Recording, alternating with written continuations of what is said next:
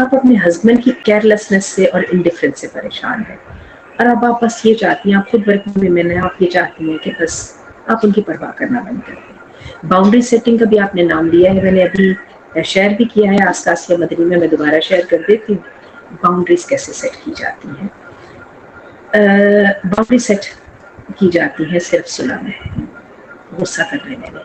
دوسرے نمبر پہ جو باؤنڈریز ہے نا، ان کو سیٹ کرنے کے 3 فیزز ہوتے ہیں۔ سب سے پہلا فیز یہ ہوتا ہے کہ آپ نے ٹریگر نہیں ہونا۔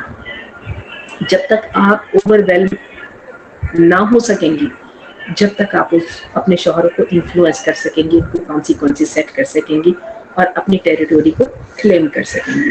دوسرے نمبر پہ جو آپ چاہتی ہیں اس کو آپ آگے ہو کے لے لیں بجائے ان سے بحث کرنے کے۔ یہ تو باؤنڈری سیٹنگ کی بات ہو گئی۔ آپ کو جوائن کرنے کی بہت زیادہ ضرورت ہے دی سرنڈرڈ وائف۔ آپ کو وہاں پہ آرٹیکلس ملیں گے، اردو پڑھنے کی شوقین ہے تو وہاں سے لے لیجیے، میں بھی ان کا لنک ڈال رہی ہوں سرنڈرڈ وائف کا۔ آپ کو وہاں سے بہت ہیلپ ملے گی۔ وہ آپ کو بتاتی ہے 6 گولڈن رولس جو بیسیکلی آپ کی سیلف گرومنگ کے اوپر جو ہے نا وہ کام کرتے ہیں، اور وہ آپ کو اس جو ڈپینڈنسی ہے اس سے ان اے ویری پازیٹیو وے نکال کے آپ کو پرو ایکٹیویٹی کی راہ پہ ڈالتی ہے۔ اور وہ اس کے ساتھ ساتھ آپ کے ہسبینڈ کی جو اچھی باتیں ہیں ان کو اپریشیٹ کر کے اس کو گرو کرانے کے اوپر آپ کی مدد کرتی ہے۔ تو میں آپ کے ساتھ لنک شیئر کر رہی ہوں۔ شیخ قاسم الحکیم سے انہوں نے ایران اور اسرائیل کانفلکٹ کے بارے میں پوچھا تو انہوں نے ایک بڑا مزے کا جواب دیا، انہوں نے کہا کہ دونوں کی تباہی کے لیے دعا کریں۔ ایکچولی شیخ قاسم الحکیم، اور آپ کو بھی جواب اچھا نہیں لگا۔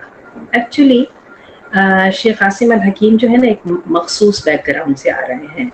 یہ سارا مدخلی سیٹ اپ ہے جس کے اوپر سے وہ آ رہے ہیں۔ اس کے ساتھ جہاں پہ یہ بات کرتے ہیں نا کہ ایران نے سنیوں کے ساتھ بہت برا کیا، تو میں آپ کو بتاؤں اگر سنیوں کا اصل قتل عام آپ نے سننا ہے نا تو یہاں پہ میں آپ کے سامنے لسٹ لگاتی ہوں، آپ حیران رہ جائیں گی۔ سنیوں نے سنیوں کا قتل عام بات کیا ہے۔ جہاں پہ پالیٹکس آ جاتی ہے نا وہاں پہ شیعہ سنی کچھ نہیں ہوتا۔ بہرحال جو سہارتو تھا اس کا انڈونیشیا کا، اس نے 4 لاکھ سنی مارے تھے۔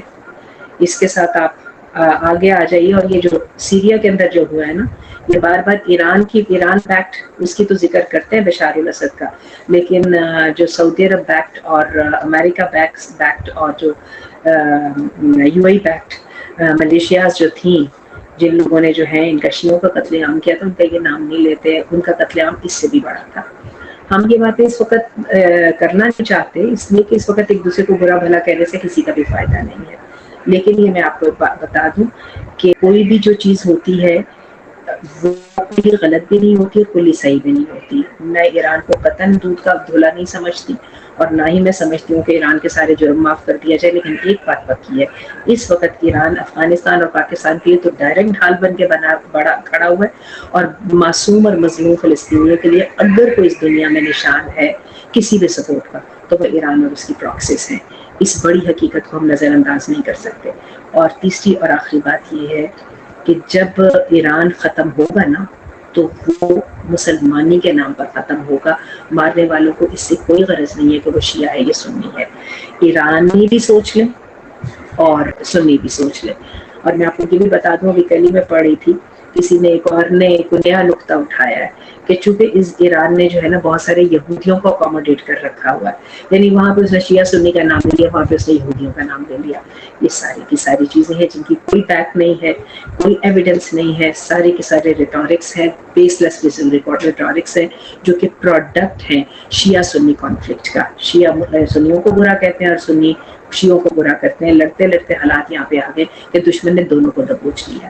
ایران بھی سوائے اپنے دفاع کے اور کر کیا پایا ہے؟ تھوڑا بہت اس نے قرض ضرور لیا ہے، لیکن اس کا کیا مطلب ہے کہ وہ سیف ہو گیا؟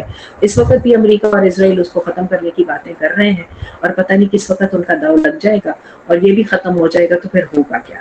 یہی وجہ ہے کہ میں نے پچھلے دنوں ایک بلاگ لکھا تھا، کائنڈلی میرے انسٹا اور فیس بک کو آپ جو ہے فالو کیجیے، اور اس میں نے لکھا تھا سوال یہ نہیں ہے کہ ایران ہار رہا ہے یا جیت رہا ہے، سوال یہ ہے کہ اسرائیل ابھی تک کیوں نہیں جیت رہا۔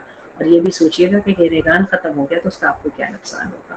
شیخ قاسم الحکیم کو نبی تو نہیں ہے کہ ان کی ہر بات صحیح ہو۔